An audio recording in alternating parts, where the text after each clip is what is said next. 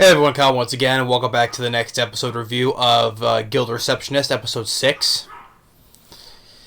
Yes, and once again, wearing a robe again because I'm freezing, you know. I hate winter. I do. But, anyway. But episode 6 of Guild Receptionist, I enjoyed it. Well, of course, another one say that barely has like no action, and well, except for one time when Alina used her hammer one time, but that basically is nothing though. But still, regardless though, because we get more character development, especially with the side characters, like with the healer Lululee, and which dealing with a little PTSD, which because after when she got her power stolen, taken by a dark god, and then afterwards she felt kind of, a little bit, afraid, and then afterwards in this episode when they're traveling to see who's spreading those rumors about Alina, and then they meet with this group, and like Alina, first of all, she just wants to wants to kill the people who starts those rumors. And then there's one guy who got knocked out though by this tree here. He's a one-armed guy and one-armed guy with a one arm and one-eyed guy. And Lulu, I'll just call Lulu for short.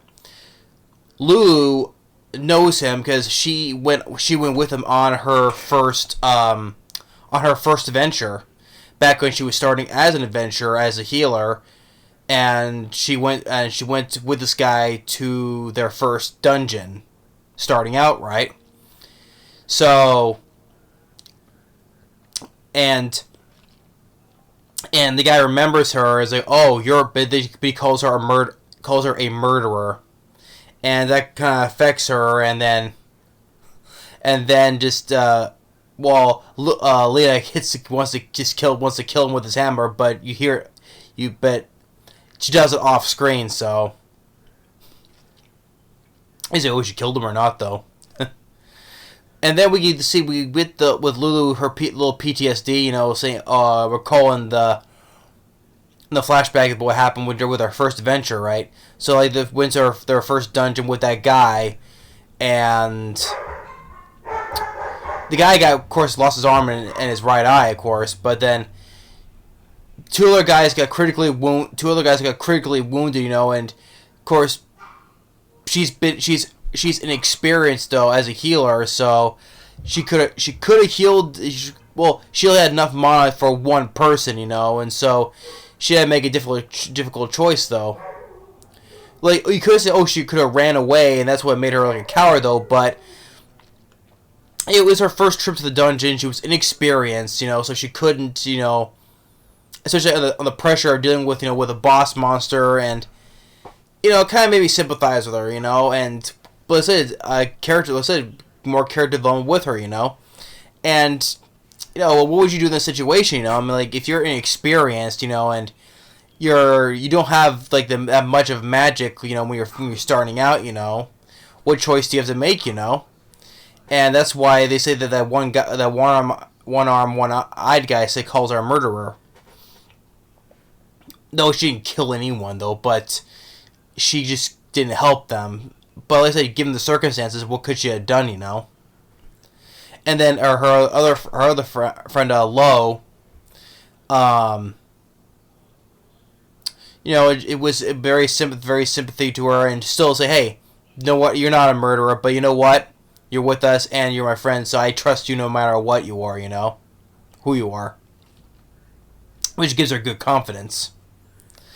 And then we get the whole thing once again, because now it's just before, now with Lena, once again doing more overtime, and then with her co-worker, and then Jade working with the paperwork with her, And it's like she's been doing it every single night, And also we get the scene with the guild master, talking to these high council people, and say, hey, regardless about the executioner, and I do like the fact that the guild master didn't rat her out though, or give her identity, right? Always says that the executioner wants to live a life of peace and not do any fighting. That's what. So the guy does have a good heart on his sleeve though. But the thing is though, he runs such a crappy guild, you know. I mean, being cheap, I would say though. And I guarantee that, you know, it's like she's working basically overtime every single night. I guarantee she's not getting paid for all this at all, you know.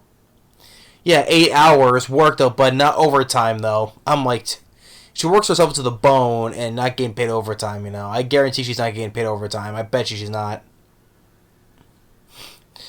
And let alone that on top of this, besides doing a guild reception and stuff, you know, she had to clean the floors too, you know. And so the guy, the guild master, you know, yeah, it's good that he didn't rat her out though, saying, hey, all the rest one that she want to do is just live in peace. That's all it wants, right? But then or now that finally well, first of all, like her Alina's coworker, and I was like, hey, about going on a date with Jade, and it's like, what? And he's like, how do you put up with her? You know, I was like, well, he says, well, I'm fond of her stubbornness, you know.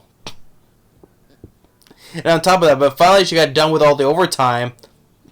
She takes him out to eat, you know, they get drinks and eat, and then when she's like passing out from her drinking, you know, she spouts the words like, wait for me, Shroud. You know, I look at me, I'm a receptionist now. I guess the Shroud was the name of the guy that in the flashback a few episodes ago, who died when she was a little girl. You know, basically, you know, inspired to be a receptionist instead of being an adventurer like he was. But she recognized him because of his glove, right? I guess that was the name of the guy, Shroud. So she's saying it, and then Jay's like, Shroud, that's a guy's name, huh? Who's he referring to, though? So, now, I guess, but the thing is, though, there's probably something that's going to make her, because this is the night before the festival, so there's probably some kind of baloney reading that, you know, that she's going to, for some reason, going to make her miss the festival. I don't know, though, but if she missed that festival, all hell's going to break loose, you know? All hell's going to break loose if she misses that festival that she so long wanted to enjoy. But, yeah. But all the overtime work, every single night, guarantee she's not getting paid for that, you know? It's just like, I guarantee you, you know? But yeah, but Guild Receptionist it's been a very fun show. I've really enjoyed it, like I said, a lot of times, you know, and 6 episodes in, I really want to see a second season for this. I really do. I want to see a second season. But just like, okay, we get a little more character development with Lululee, you know, with her PTSD, like the trauma of dealing with, you know, what happened on her first time in a dungeon, and then being called a murderer by the guy, and then, hey, you know, say, hey, I trust you still, you know, no matter what. Comforting her. And then the whole thing with Alina, you know, just working overtime, just not getting paid for it. I guess the Guildmaster is cheap. So.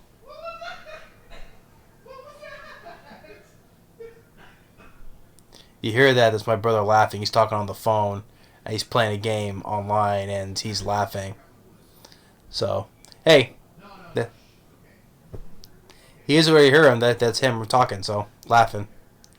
But anyway, but Guild Receptionist episode 6. Still a good episode. Get a little more character side. Because